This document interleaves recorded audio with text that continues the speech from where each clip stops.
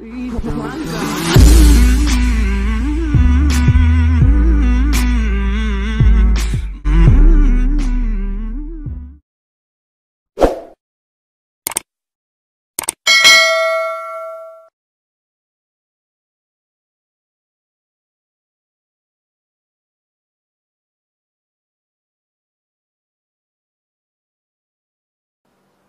Kalau percaya ada 50%, terus 50%-nya lagi dia ya seperti ngayal gitu loh.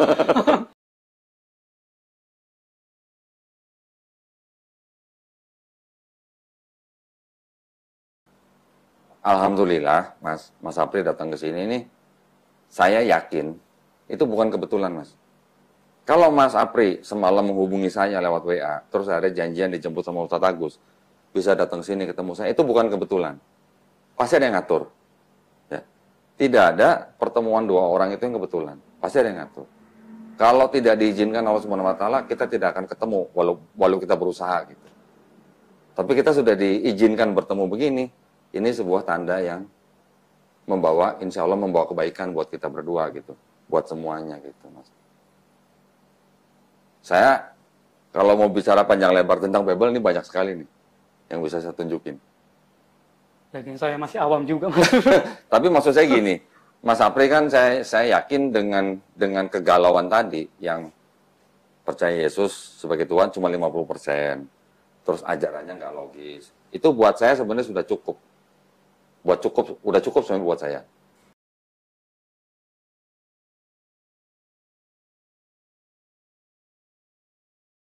Mas Apri percaya bahwa Yesus itu Tuhan. Kalau itu masih gelembung 50% memang. Oh 50%. Turun apa naik? Ya tadi. Tadinya 100% turun jadi 50%, apa tadinya nggak jadi 50% naik gitu? Ibarat timbangan rata sih.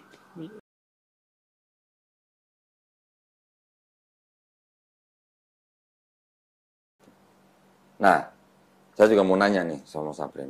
Mas Apri kan sudah baca Bible. Sudah baca perjanjian lama, tadi katanya logis. Sudah baca perjanjian baru, nggak logis gitu ya. Terus percaya Yesus Tuhannya tuh 50% gitu ya. Terus di dalam Bible, di PB itu kan diceritakan bahwa Yesus itu kan disalib untuk menebus dosa manusia. Iya. Betul. Masih percaya itu nggak, Mas?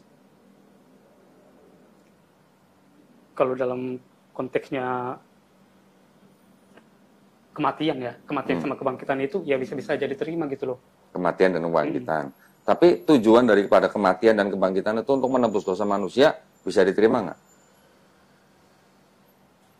Kalau masalah itu bisa saja kita terima sih, Mas. Bisa diterima.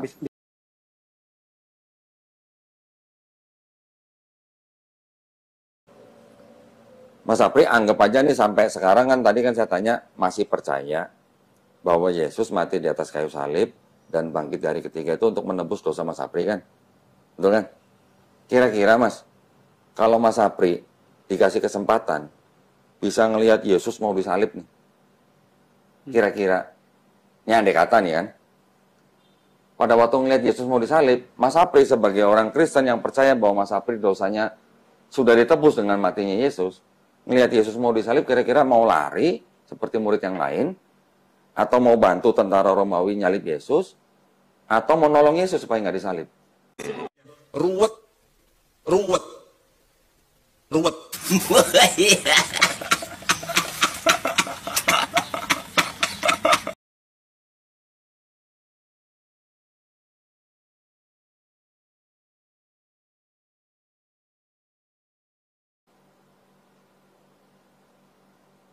Ya kalau kita di situ mau nolong sih kalau sebenarnya ada gitu loh, kalau benar-benar ada gitu. Mau nolong Yesus supaya nggak disalib kan?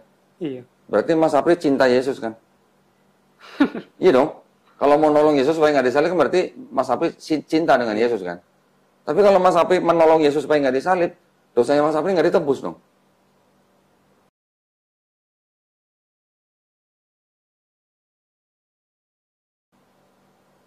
Gimana? Karena nggak jadi mati gitu. Karena nggak jadi mati. Betul kan? Iya. Logis nggak pertanyaan saya? Logis, Mas. Logis nggak? Kalau Mas Apri mau dosanya ditebus dengan matinya Yesus di atas kayu salib, Mas Apri harus bantu tentara Romawi nyalib Yesus. supaya mati. Kan gitu. Kalau dia nggak mati, dosa kita nggak ditebus, kan gitu. Tapi tadi Mas saya nggak arahkan, nggak apa. Mas Sapri bilang nolong Yesus supaya nggak disalib. Berarti Mas Sapri kan sebenarnya cinta dengan Yesus. Betul? Logis nggak omongan saya? Logis itu. Cuman nggak logisnya di situ aja. Kalau kita tolong nggak jadi ditebus. Nah, Tapi kalau kita tolong ya justru sama aja nggak ditebus gitu loh. iya. Jadi Gimana dong? pemikiran itu Mas kayak Maju kena mundur kena dong.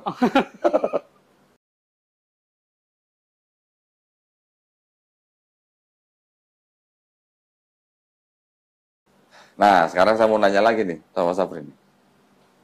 Kalau orang Kristen percaya bahwa dosanya sudah ditebus sama matinya Yesus di atas kayu salib, Mas ya. Berarti yang menyalibkan Yesus, tentara Romawi, ya. Tentara Romawi kan disuruh sama Pontius Pilatus kan? iya. Pontius Pilatus diminta sama siapa? Imam-imam Yahudi kan? Imam Yahudi bisa nangkap Yesus dari siapa? Yudas Iskariot. Sudah sekarang. Yudas Iskariot bisa menyerahkan Yesus ke Imam Yahudi karena siapa? Ada yang membisiki dia kan? Ada yang bisa. Siapa? Iya. Iblis kan? Ada ayatnya kan di Bible. Jadi iblis membisiki Yudas, Yudas menyerahkan Yesus ke Imam Yahudi, Imam Yahudi minta Pontius Pilatus untuk disalib kan Yesusnya, Pontius Pilatus baru nyuruh tentara Romawi untuk nyalib kan? Ini 5 pihak ini yang menyalibkan Yesus supaya mati di atas kayu salib, supaya nebus dosanya Mas Sapri. Ini 5-5-nya berjasa apa berdosa, Mas? Kalau dalam konteks tadi berjasa. Berjasa dong. Kalau berjasa harusnya masuk surga atau masuk neraka? Masuk surga sih. Harusnya masuk. Mau satu surga sama iblis. Ruwet. Ruwet. Ruwet.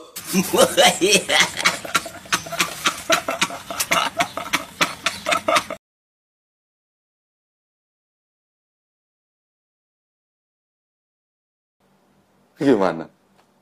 Ya kadang memang nggak logis sih Mas. Nah, Itu karena aja nggak sih. logis. Sekarang Mas Apri sudah bisa menyatakan dengan tegas karena memang nggak logis gitu. Karena memang Yesus tidak pernah mengajarkan bahwa dia mati di atas kayu salib untuk menebus dosa manusia. Kan di Matius 18 ayat 3 Yesus bilang, kalau mau masuk kerajaan sorga, kamu hanya perlu bertobat dan menjadi seperti anak kecil ini gitu.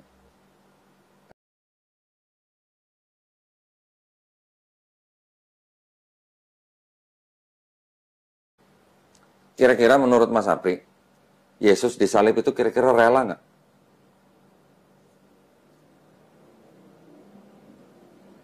Pertama, dia pernah nyuruh murid-murid jual jubah, beli pedang.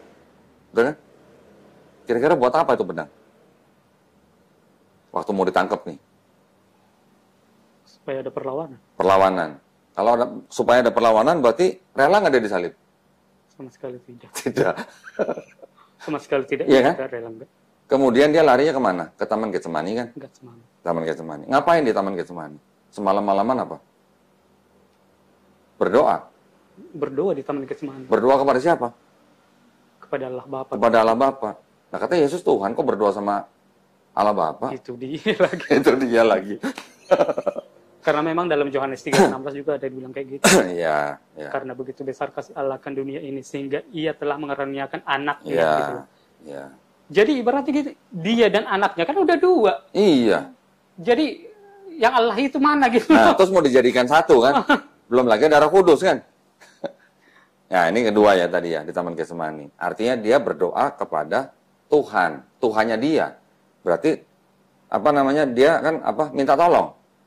Berarti Kan dia minta tolongnya gini. Jikalau bisa, lalukanlah cawan ini daripadaku. Pernah dengar kan? Jikalau bisa, lalukanlah cawan ini daripadaku. Itu artinya rela nggak disalib? enggak rela. Nggak rela. Walaupun pada akhirnya dia bilang, tetapi bukan kehendakku yang terjadi, tapi kehendakmu yang terjadi. Itu berarti kan artinya Yesus pasrah. Gitu ya? Terus kemudian dia ketakutan malam itu di Taman Getsemani. Di Lukas disebutkan bahwa keringatnya seperti titik-titik darah. Berarti kalau dia ketakutan, dia rela nggak disalib, Mas? Enggak rela. Nggak rela. Ya kan?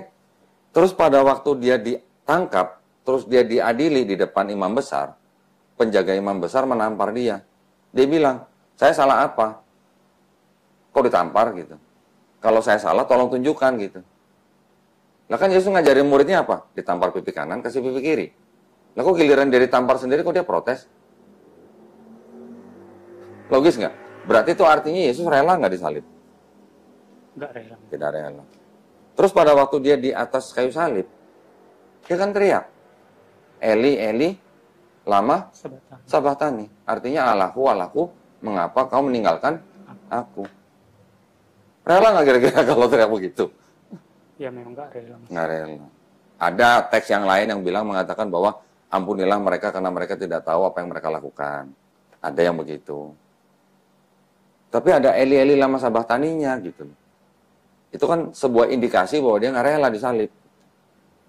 Kan gitu ya. Jadi dari situ aja, kita bisa berpikir, berarti sebenarnya kan Yesus itu dibunuh gitu. Ya kan? Bukan datang untuk menyerahkan diri untuk disalib, untuk menebus dosa gitu loh.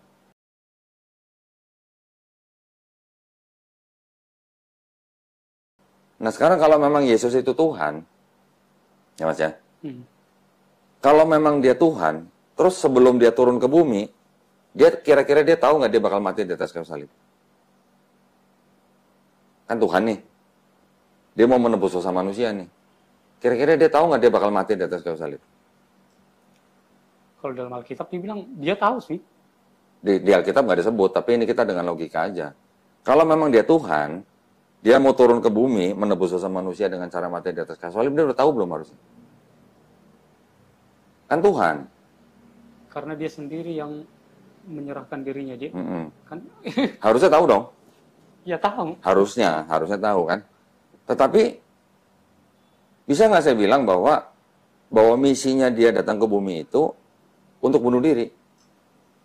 Enggak sih. Walaupun bangkit dari ketiga, kalau dia tahu dia bakal mati, bisa nggak tindakan itu saya sebut bunuh diri? Karena tindakan dia kan menghilangkan nyawa sendiri.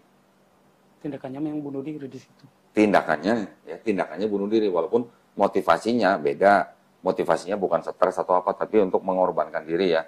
Tapi tindakannya itu kan bisa disebut sebagai tindakan bunuh diri. Gitu Mas. Segala sesuatunya kita harus pikirkan, logis nggak gitu. Mas Apri datang ke sini dengan pemikiran bahwa itu tidak logis. Wah itu sudah begini sebenarnya.